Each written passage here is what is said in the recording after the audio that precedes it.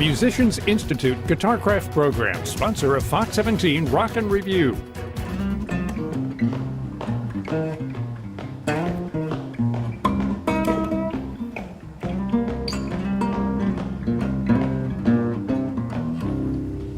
Fox 17 Rock and Review with my buddy J.D. Simo, the leader of the band Simo. You know, J.D., you're such a gifted guitarist, you know, and you cut your teeth here in the streets of Nashville, and even you know, rode out the hard times, man. You've built a career. Your last album, which was more blues oriented, got a lot of acclaim, but you got a brand new album coming out this Friday. Yeah. Rise and Shine. I'll tell you what, man, I've listened to the album, and it's incredible. Thank you.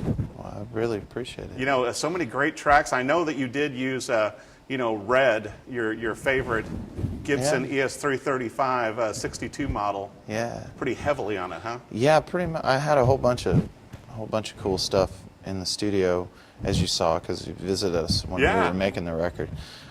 But yeah, I just I was so focused on you know, tearing down the drums for every different track. You know, I tended to play Red pretty much the whole time, you know. Well, it was such a neat setup there too at the House of Blues Studio D, to where, you know, you guys kind of took it over. Yeah. And it really seemed like a perfect vibe for you and the guys, because like I know even when you're on the road, and you guys toured so extensively, what, 215 dates? We did that, and which meant that we were gone just shy of 300 days last year. And it was yeah, I mean, it was a hectic year. Right, but it's so cool to me that when you guys are even out on the road, JD, you still take, you know, a record player out and you take choice albums. Yeah, that's, well, because you got to find things to, you know, because I know it's kind of become cliche now, but you know, when you're on tour, you only play for an hour and a half, 2 hours, you know, whatever. Right. You know, and with sound check and stuff, that's maybe like another half hour. Yeah. You got a whole rest of the day, you know. So what do you do with yourself? And it gets really boring because you're not always necessarily in New York City or Paris or San Francisco or London or something, you know, where there's a plethora of stuff to do necessarily. Oh, definitely. So yeah, for me, I go to record stores a lot, and so yeah, we just ended up. We were in Austin, Texas, late last year, or at some point last year, and there's two record stores I really like there, and so I'd bought a bunch of stuff, and I was like, man, why not just buy a record player for the dressing rooms, you know? And then it became so cool because, you know, a thing. Because on social media, you know, a lot of times you guys will all be crowded around the record player, and you'll show the album that you're going to spin. Yeah. You know, that's like your pre-show warm-up deal. Yeah, because it's different every day, you know, and it's usually like, what did I buy that day, you know? And you were hooked on Isaac Hayes for a while. Oh yeah, you big were writing time. some of these songs. Yeah, it was last year in particular. I got off on a. It started with I got off on a kick of soundtrack records. There was a gentleman from LA named David Axelrod who I love a lot, who he did instrumental records in the late 60s and 70s, but he also did film scores, and so I got really into him, which kind of led me into other types of soundtracks. And you know, obviously the most famous one being, you know, like Superfly with Curtis Mayfield or Shaft with Isaac Hayes. Mm-hmm. And Isaac Hayes in particular, there's a record he made in '69 called Hot Buttered Soul that I really love. And the guys hadn't heard that record. And so I'd played that record for the guys, and they absolutely flipped over it. And that just, for whatever reason, that became like a real constant, you know, just sort of like a touchstone on it. Yeah, one of our favorite albums collectively, you know. But well, you know, and I was telling you too, you know, and the great thing, JD, was that you guys got to produce this album yourself.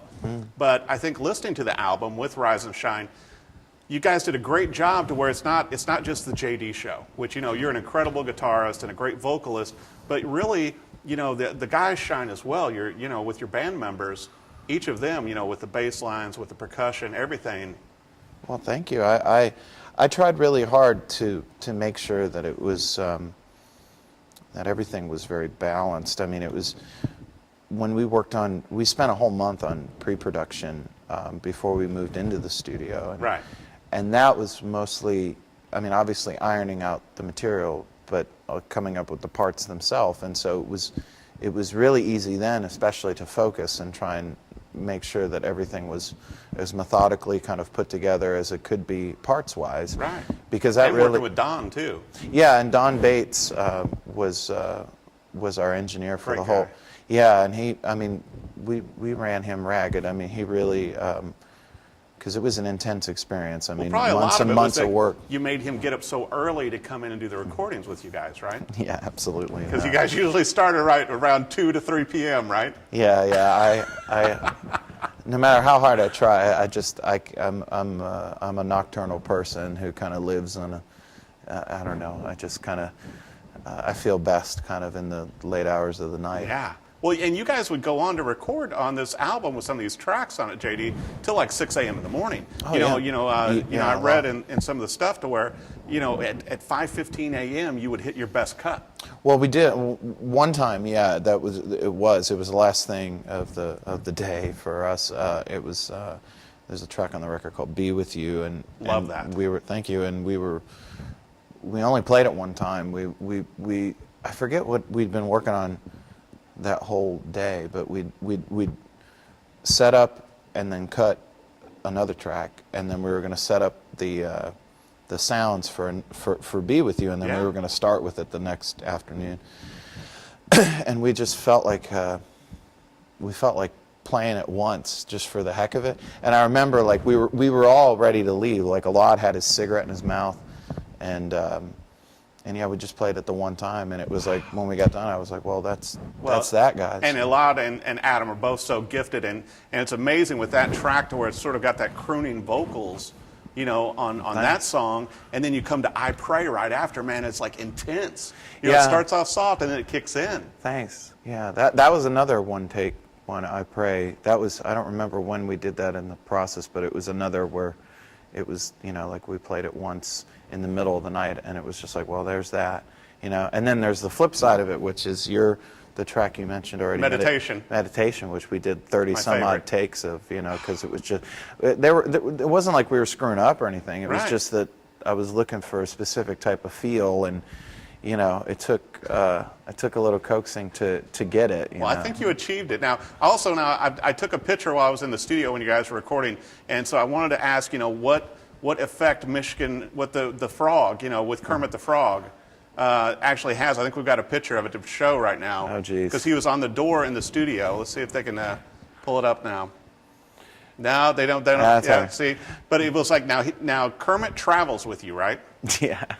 Like on tour and everywhere you go. Yeah, I have a Kermit the Frog that I bring along with me when I was. I don't know, man. I mean, you just got to find things to entertain yourself, and it's there's little things like that. Some I can't mention on the on the television. Yeah, on the air, but he's taken well care of. He's getting a bit dirty because you said now he's like hanging out, like Kermit's hanging out more at the merch table now. Yeah, because he's getting too dirty. He's getting too dirty. Yeah. And plus he's he's kind of the head honcho with the Muppets. So like he. And in our organization, we kind of fly by the seat of our pants, so we need somebody to kind of oversee us. Some direction. Well, you've got so many great guitars and amplifiers, and I know you had a lot of them in the studio, JD. Like Red, your ES335, your 55 Tele, you had your Tiesco Kingston that you picked up. But what you introduced me to while I was there was the Waterloo guitars, and then I understand they're working on a signature model with Collings for you. Oh, well, no, we're not working on a signature model. They're building me another guitar at the moment. Ah, okay. But no, Bill Collings, who just passed away, was a really good friend of mine. Mm-hmm. I mean, I knew him some. There was people that knew him for 30 years, 40 years. But I had a great last time we were in Austin. I went to the factory to do a little recording for their Waterloo line, and Bill was there, and we did it in Bill's hot rod shop.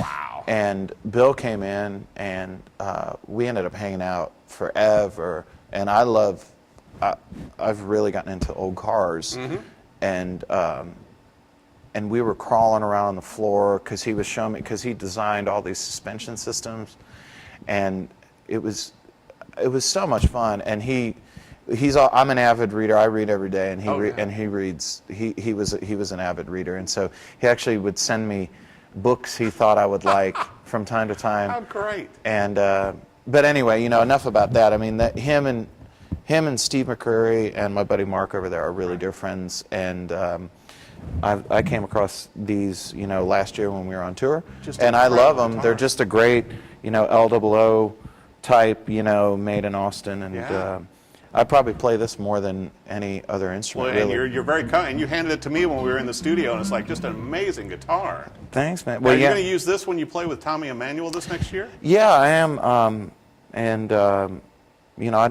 I might bring some other stuff too, but yeah, this thing just goes with me pretty much everywhere. I'm starting to use it on stage now, some with us, but this is kind of, it's all beat up. I haven't had it that long, but it's well played and well loved. Yeah. Now where can viewers find your album? It releases this Friday, and it's Rise and Shine by Simo. Where's the best place for your website and everything else? Well, the website is simo.fm. Okay. But, all of the social media stuff, like we have the Facebook fan page, which is Simo the Band. Right. And then there's Instagram and Twitter, and there's 2 different accounts that vary slightly. There's the Simo the Band one for each. Yeah. And then there's me, JD Simo Music. And sometimes they correlate, but sometimes there's different stuff on each. Right. And then to get the record, it'll be in stores, and you can obviously get it on iTunes. You can order it from the website, or follow us on Spotify. Yeah. Well, I'll tell you what, and having listened to the whole album, Rise and Shine, I think it's some of the best work you've done to date. Thank you. you. Really showcases you and the guys in the band, and I think it's going to be a great tour. If people get a chance to go see JD and the guys, if you haven't seen them before, it's always an incredible show. They give 110% and really aim to entertain, and I think that's why the fans love you guys so much. Well, thank you. And you keep selling out every show you do. Some of them, not everyone. Well, I think, some of them. This new album is just amazing. So thanks for coming on the Fox 17 Rock and Review. Well, thank you. And be sure and buy a copy of it. This Friday it releases Rise and Shine by Simo with my buddy J.D. Simo. Once again, catch him on tour, and he'll also be on tour after the first of the year with Tommy Emmanuel doing some fun acoustic stuff. Yeah, it's going to be a good time. Awesome. Thanks for watching the Fox 17 Rock and Review. Musicians Institute Guitarcraft program, sponsor of Fox 17 Rock and Review.